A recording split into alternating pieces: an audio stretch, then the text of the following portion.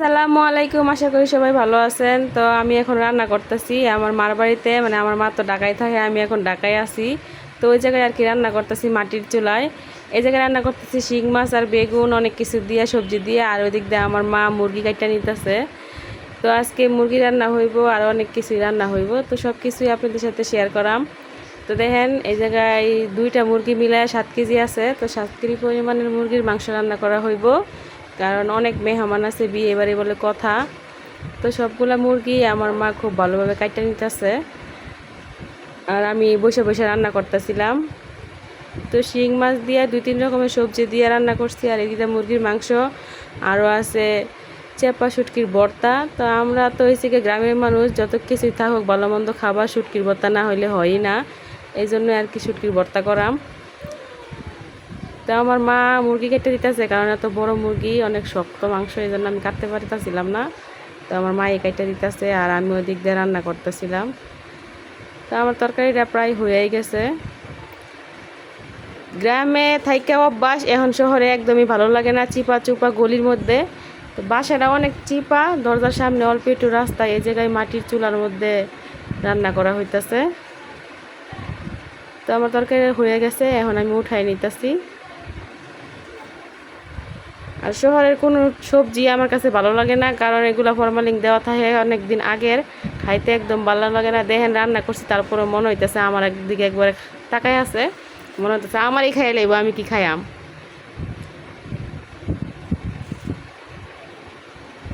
তো এখন আমি ভর্তা করার লাগে মরিচগুলো ভাজি করে নিতেছি, কারণ সবাই 2-3 দিন থেকে একটা না মাংস খাইতেছে, ভাল লাগতেছে না, এই জন্য আর কি মরিচ দিয়ে, কাঁচা মরিচ দিয়ে চেপা শুটকির ভর্তা করতে কইছে, এই জন্য আর কি ভর্তাটা করা।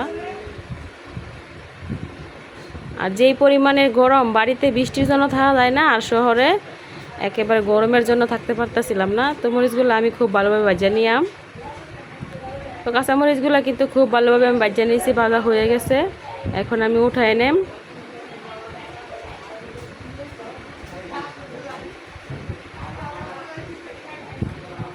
চুলার মধ্যে আবার কড়াই বসাই দিছি, এখন ভাজা নিয়াম রসুন।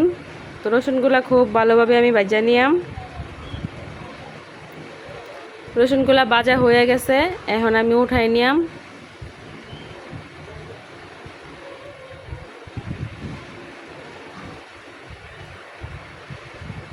আমি পেঁয়াজ আর রসুন সবসময় আলাদা করে ভাজি করি, কারণ পেঁয়াজটা হইতে একটু সময় লাগে, রসুনটা তাড়াতাড়ি হয়ে যায়, এজন্য। এখন ভাজা নিয়াম বেশি করে পেঁয়াজ।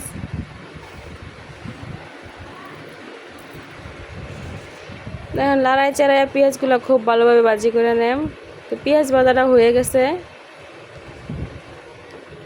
এখন আমি চুলা থেকে নামাই নিতেছি।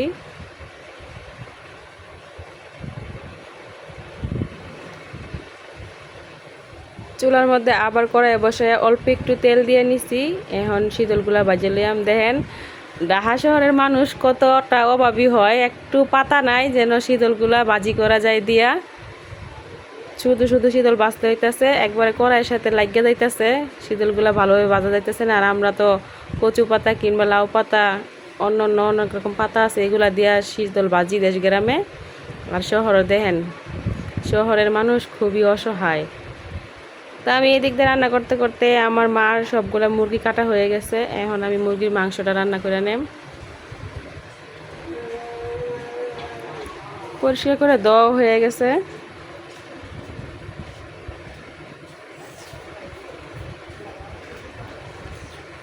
মুরগির মাংস রান্না করার লাগে চুলার মধ্যে পাতিলা বসায় তেল দিয়ে দিছি, এখন দিয়ে দিতেছি কাইটার হাফ পেঁয়াজ। বেশ অনেকগুলো পেঁয়াজ দিয়ে দিলাম, এখন পেঁয়াজগুলো খুব ভালোভাবে ভাজা নিয়াম।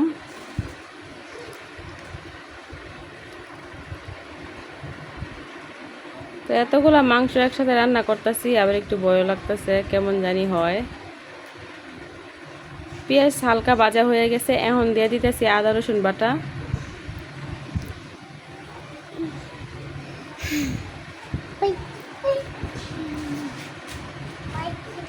তো পেঁয়াজের সাথে এখন আমি আদা রসুন বাটাটা খুব ভালোভাবে ভাজা নেব।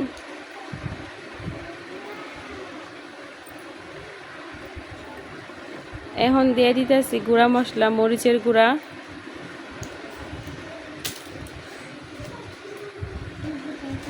এখন দিয়ে দিতেছি হলুদের গুঁড়া,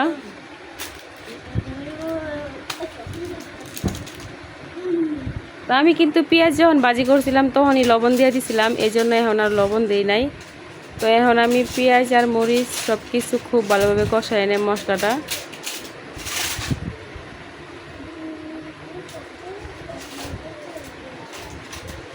তো এই যে আমার মশলাটা খুব ভালোভাবে কষানো হয়ে গেছে, এখন দিয়ে দিতেছি কিছু আস্ত গরম মশলা,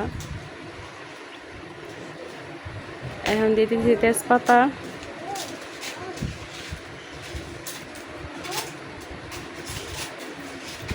নতুন পাতিলে রান্না করতেছি এই জন্য একটু একটু আর কি আটকে যাইতেছিল, পাতিলের নিচে লাগিয়ে যাইতেছিল, এই জন্য লালার উপরে থাকা লাগতেছে। তো এখন দিয়ে দিতেছি ভাজা জিরার গুঁড়া, তো এখন অল্প করে দিতেছি। তো যখন তরকারিটা হয়ে যাইব তখন আবার অল্প একটু দিয়া উঠাই নিয়াম, কারণ ভাজা জিরার গুঁড়াটা আর কি পরে দিলে সুন্দর একটা গ্রান হয়। তো এখন দিয়ে দিতেছি মাংসগুলা, মশলাটা কিন্তু আমি অনেকক্ষণ কষাই নিছি, সবগুলা মাংস দেওয়া হয়ে গেছে। এখন আমি মশলার সাথে খুব ভালোভাবে মিশিয়ে নিয়াম।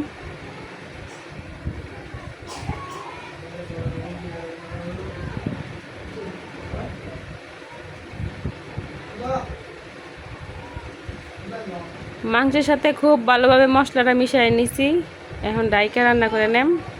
আর এদিক দিয়ে চেপা শুটকির ভর্তাটাও আমার নানি বানাই নিছে, আমার নানির হাতের ভর্তা কিন্তু অনেক মজা, এই জন্য নানি বানাইছে ভর্তাটা।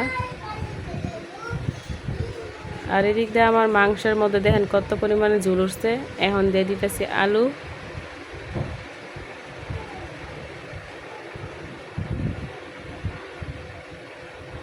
আলুর মধ্যে আবার একটু সমস্যাও আছে।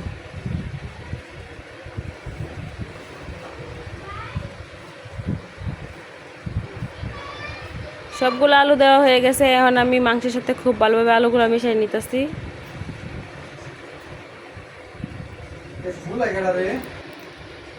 তো কথা বলতে বলতে আমার রান্না করা শেষ হয়ে গেছে। তরকারির মধ্যে অল্প একটু ঝুল দিয়ে দিয়েছিলাম, ঝুল দিয়ে এখন জাল করে নিছি অনেকক্ষণ।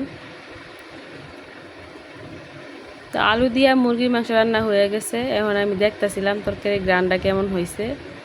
তরকারি প্রায় হয়ে আসা পড়ছে, এখন আমি দিয়ে দেব ভাজা জিরার গুঁড়া,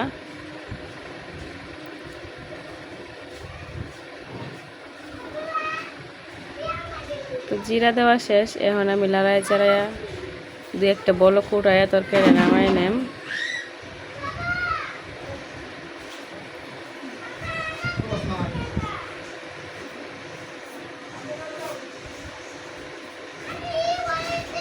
তো তরকারিতে কিন্তু দুই একটা বলক উঠে গেছে, তরকারি প্রায় শেষ, রান্না করা একেবারেই শেষ। কালারটা ভালোই হয়েছে, খাইতে কেমন হইব জানি না। তো এই যে দেখেন কেমন হয়েছে। তো আজকের মতো আমার রান্না এই জায়গায় শেষ। সবাই ভালো থাকবেন, সুস্থ থাকবেন, আল্লাহ হাফেজ।